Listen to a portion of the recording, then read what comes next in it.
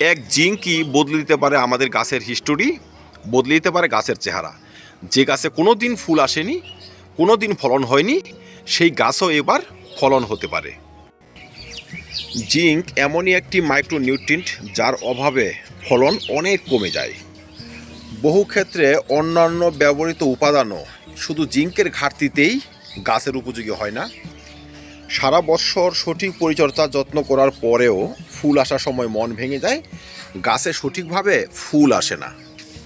আবার বহু ক্ষেত্রে ফুল তো চলে আসে, সেই ফুল থেকে ফলে পরিণত হয় না। মুঠি মুঠি খাবার দেওয়ার পর, সার দেওয়ার পরও আম গাছ থেকে ভালো পরিমাণে ফলন কোনোভাবেই পাচ্ছি না। মনে হচ্ছে গাছের যেন কোনো শক্তিই নেই। পাতার রং বিবর্ণ, গুটি সেট হচ্ছে না, এবং গুটি সেট হলেও সে সমস্ত গুটি ঝরে যাচ্ছে। তো চলুন দর্শক, দেখা যাক মুকুল আসার পর, ফুল আসার পর বা গাছের বার বৃদ্ধির জন্য জিঙ্ক আমরা কিভাবে ব্যবহার করব, ঠিক কতটা ব্যবহার করতেই হবে, জিঙ্ক ব্যবহারের সুবিধা কি, এবং জিঙ্ক ঠিক কী পদ্ধতিতে ব্যবহার করতে হয়। নমস্কার দর্শক, আমরা আমাদের কৃষিক্ষেত্রে ছাদ বাগানে 16 থেকে 17 রকম ম্যাক্রো নিউট্রিয়েন্টস ব্যবহার করে থাকি। এর মধ্যে গুরুত্বপূর্ণ একটি উপাদান হচ্ছে জিঙ্ক, বা বলতে গেলে আধুনিক ছাদ বাগানের জন্য খুবই পরিচিত একটি জিঙ্ক, চিলেটেড জিঙ্ক। আজকে থাকবে চিলেটেড বা জিঙ্ক নিয়ে বিস্তারিত তথ্য। জিঙ্ক আমাদের কেন ব্যবহার করতে হবে, কখন ব্যবহার করতে হবে, জিঙ্ক ব্যবহারের বেনিফিট কি, জিঙ্ক ব্যবহার করব কী ধরনের লক্ষণ দেখলে, বর্তমান ছাদে যে আম এবং লেবু গাছগুলো রয়েছে এবং আদার্স যে ফল ফুলের গাছগুলো রয়েছে, সেখানে জিঙ্কের ব্যবহার করলে আমাদের কতটা ফলন বাড়তে পারে। তো চলুন ভিডিওটি কন্টিনিউ করা যাক। চলুন প্রথমে দেখে নেওয়া যাক জিঙ্কের অভাব জড়িত লক্ষণগুলো কি কি। আমরা জিঙ্কের অভাব জড়িত লক্ষণগুলো খুঁজি, এর মধ্যে একটি দেখব মুকুল ঝরে যাওয়া। 2 নম্বর হচ্ছে এই যে আম গাছের পাতাগুলো আছে, শিরা উপশিরা বেরিয়ে যাওয়া, মানে সাদাটে ভাব, কিছুটা হলুদ ভাব, মানে বিবর্ণ পাতা। 3 নম্বর হচ্ছে পাতাটা যতটা গাঢ় সবুজ হওয়ার কথা ছিল ঠিক ততটা নয়। 4 নম্বর হচ্ছে পাতার আকৃতি কিছুটা ছোট হয়ে আসা, মানে একটি পাতা যতটা বড়, যতটা কোয়ালিটি হওয়ার কথা ছিল সেই ধরনের হচ্ছে না। বিশেষ করে নতুন পাতা ছোট হয়ে যাওয়া, গুচ্ছকারে পাতা সৃষ্টি হওয়া, পাতার বার বৃদ্ধি নেই, বা ছোট যে সমস্ত গাছ রয়েছে তাদের গ্রোথ কমে যাওয়া, এবং অন্যান্য ফসলের ক্ষেত্রে দেখব ফলন কমে যাওয়া। এত খাবার ব্যবহার করার পরও যদি ফলন কমে যায়, তখন বুঝতে হবে আপনার রয়েছে গাছে জিঙ্কের ঘাটতি। তাই আমরা বিভিন্ন ফর্মে কিন্তু এখন জিঙ্ক ব্যবহার করব। আম এবং লেবু গাছে এই সময় অবশ্যই জিঙ্কের ব্যবহার করতে হবে। সর্বশেষ হচ্ছে গাছের বয়স হয়েছে, খাবার দিয়েছি, পাতা ঝরেছে, তারপরও সে সমস্ত গাছে সঠিক পরিমাণে মুকুল আসেনি, বা লেবু গাছে এখনও ফুল আসেনি। এই সমস্ত হচ্ছে জিঙ্কের ভয়াবহ ঘাটতির লক্ষণ। দর্শক, জিঙ্ক কয় প্রকারের হতে পারে? সাধারণভাবে আমরা 3 ধরনের জিঙ্ক কিন্তু ব্যবহার করি। 3 ধরনের এই জন্য বললাম। একটি হচ্ছে জিঙ্ক সালফেট, দ্বিতীয়ত হচ্ছে চিলেটেড জিঙ্ক, আর 3 নম্বর হচ্ছে অন্যান্য খাদ্যের সঙ্গে মিশিয়ে কিন্তু আমরা জিঙ্ক ব্যবহার করি, জানা অজানা সেসব ব্যবহার করতে হয়। যেমন ধরুন, হয়তো আমি গাছে মৌমিন পাউডার স্প্রে করলাম, সেখানে কিন্তু জিঙ্ক রয়েছে, বা মিশ্র খাবারের মধ্যে কিন্তু জিঙ্ক থাকে। ডিমের খোসা তো সামান্য পরিমাণ জিঙ্ক থাকে, মিশ্র জৈব খাবার কলার খোসা, সেখানেও জিঙ্ক থাকে। যাই হোক, 3 ভাবে কিন্তু আমরা জিঙ্ক ব্যবহার করি। প্রধানত 2 ধরনের জিঙ্ক থেকে থাকে, একটা হচ্ছে জিঙ্ক সালফেট, আর কি হচ্ছে চিলেটেড জিঙ্ক। দর্শক, এবার আমরা বিবেচনা করতে পারি কোনটি ব্যবহার করব, বা কার রেজাল্ট বেশি ভালো, বা মুকুলে যদি আমরা স্প্রে করি সুস্থ ফলের জন্য এবং বেশি বেশি ফলনের জন্য, তাহলে কোনটি ব্যবহার করব। জিঙ্ক সালফেটে রয়েছে সালফার এবং জিঙ্ক।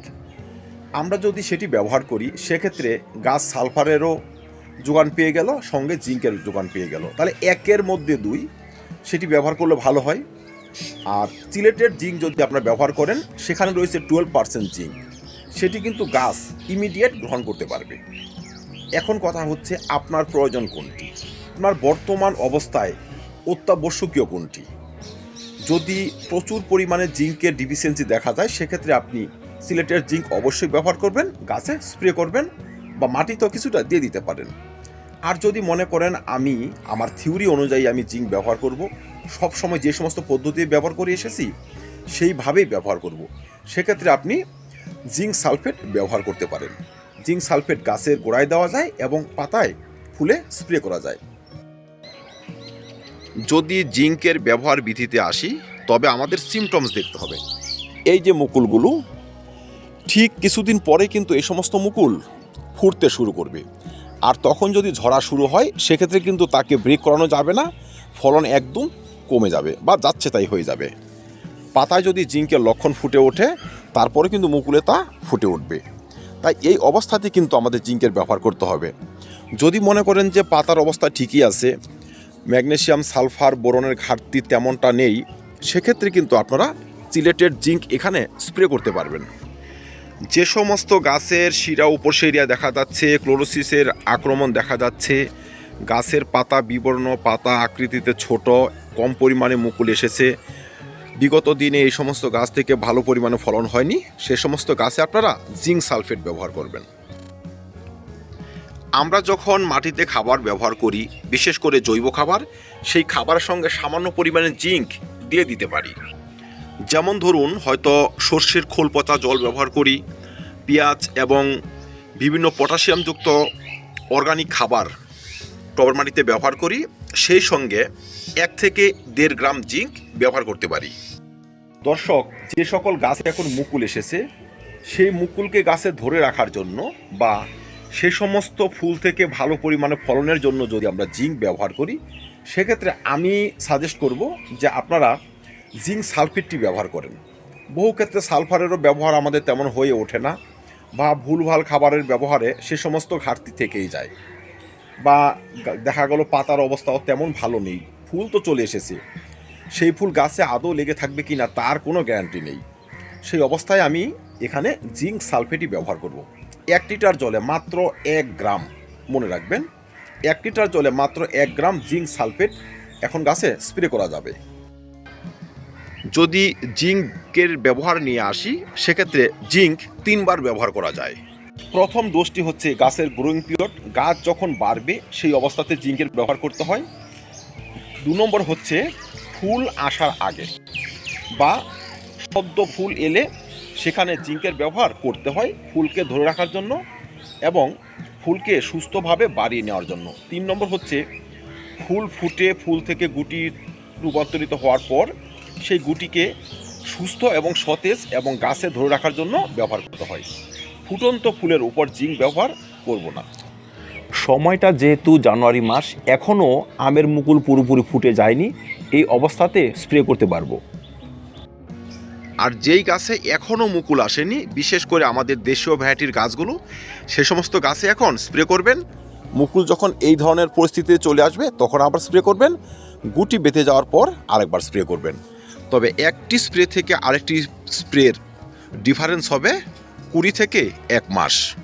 ইচ্ছে করলে জিঙ্কের সঙ্গে আমরা বোরন মিশিয়েও স্প্রে করতে পারি, জিঙ্ক সিঙ্গেলভাবেও স্প্রে করতে পারি। তবে আমি বলবো বোরন আপনি অন্যান্য অনুখাদ্যের সঙ্গে মিশিয়ে স্প্রে করুন, কিন্তু জিঙ্ক সিঙ্গেলভাবে স্প্রে করুন। সিঙ্গেলভাবে স্প্রে করে আমি দেখেছি তার রেজাল্ট বেশি হয়। সর্বশেষে ছোট্ট করে আমরা জেনে নিতে পারি জিঙ্ক কি কি কাজ করতে পারে বা কিভাবে ফসলের ফলনকে বাড়িয়ে তোলে। তাদের শরীরে প্রায় 100 রকমের এনজাইম থাকে, তাদের অ্যাক্টিভিটি, তাদের রিয়াকশনকে সুস্থভাবে কমপ্লিট করতে সাহায্য করে জিঙ্ক। যেহেতু জিঙ্ক ক্লোরোফিল কণার অংশ বাড়িয়ে তোলে, তাই শালুক সংশ্লেষে গুরুত্বপূর্ণ ভূমিকা পালন করে জিঙ্ক। বিশেষ করে পাতাকে সবুজ রাখা এবং সেই পাতার সাহায্যে অত্যাধিক পরিমাণে খাদ্যরস শোষণ করতে সাহায্য করে জিঙ্ক। প্রচুর পরিমাণে কার্বোহাইড্রেটের সংশ্লেষণ, প্রোটিনের সংশ্লেষণ এবং গাছকে রোগ প্রতিরোধী করতে সহায়তা করে জিঙ্ক। গাছেদের হরমোনাল অ্যাক্টিভিটি, বিশেষ করে ফুল নিয়ে আসা, ফুলকে ধরে রাখা এবং গুটিকে গাছে ধরে রাখা, গাছের বার বৃদ্ধি, নতুন পাতার গঠন এবং পাতাকে ক্লোরোসিসের হাত থেকে রক্ষা করা, এই সমস্ত শারীরবৃত্তীয় মোটামুটি সম্পূর্ণ কাজেই কিন্তু হেল্প করে থাকে জিঙ্ক। উদ্ভিদ কোষের বার বৃদ্ধি, সঠিক সময় ফুল আসা, সেই ফুলকে গাছে ধরে রাখা এবং রোগের বিরুদ্ধে লড়াই করতে গুরুত্বপূর্ণ ভূমিকা পালন করে জিঙ্ক। তাই জিঙ্ক শুধু ব্যবহৃত উপাদান নয়, অত্যাবশ্যকীয় উপাদান। তাই দর্শক, জিঙ্কের প্রয়োজনীয়তা বলে শেষ করা যাবে না। বিশেষ করে আমাদের এই গাছগুলো, তো বিশেষ করে যে সমস্ত গাছে এখন ফুল রয়েছে, মুকুল এসেছে এবং মুকুল আসেনি, এই সমস্ত সময় কিন্তু জিঙ্কের গুরুত্ব সব থেকে বেশি। বিশেষ করে ডরমেন্সি পিরিয়ড যখন ভেঙে গাছ যখন একটি স্টেজ থেকে আরেকটি স্টেজে যাবে, সেই সমস্ত অধ্যায়ে সুস্থভাবে পৌঁছতে, তার শারীরবৃত্ত কাজকে অ্যাক্টিভ করতে জিঙ্কের কিন্তু গুরুত্বপূর্ণ ভূমিকা রয়েছে। তাই আমরা জিঙ্ক অবশ্যই ব্যবহার করব। যে গাছে এখন মুকুল চলে এসেছে, যে লেবু গাছে ফুল চলে এসেছে অথচ ফুল ফুটেনি, মুকুল ফুটেনি, সেই গাছেও স্প্রে করব। তার মাটিতে অল্প ব্যবহার করতে পারি, বা যে গাছে মুকুল ফুল এখনো আসেনি সেই গাছে অবশ্যই ব্যবহার করব। তবে সেই সমস্ত গাছ দ্রুত মুকুল নিয়ে আসবে। আর যখন গাছ গুটি সৃষ্টি করে দেবে, সেই গুটিকে গাছে ধরে রাখার জন্য গাছের যে খাদ্য প্রক্রিয়া সেটিকে বাড়িয়ে নেওয়ার জন্য আমরা কিন্তু জিঙ্কের ব্যবহার করে যাব, মিশ্র সারের সঙ্গে হোক বা ফলিওর স্প্রে হোক। তো দর্শক, জিঙ্ক নিয়ে বেশি কিছু বলার নেই, টুকটাক আমরা সবাই জানি, টুকটাক সবাই ব্যবহার করে এসেছি, কিন্তু শুধু মনে করে দিতে হবে এই সময় জিঙ্কের ব্যবহার খুবই গুরুত্বপূর্ণ। তো এই জন্যই আজকে ভিডিওটি করা। সর্বশেষ বলবো, যারা জমিতে জিঙ্কের ব্যবহার করবেন, 1 একর জমিতে অন্ততপক্ষে 5 থেকে 10 কেজি পরিমাণে জিঙ্কের ব্যবহার করতে পারবেন। সেক্ষেত্রে যখন আপনারা মাটি তৈরি করবেন সেই সময় ব্যবহার করে দিলেই হবে। তো ধন্যবাদ দর্শক, ভিডিওটি ভালো লাগে লাইক এবং শেয়ার করে দেবেন, চ্যানেলটি সাবস্ক্রাইব করে পাশে থাকবেন। ভিডিওটি দেখার জন্য অসংখ্য ধন্যবাদ।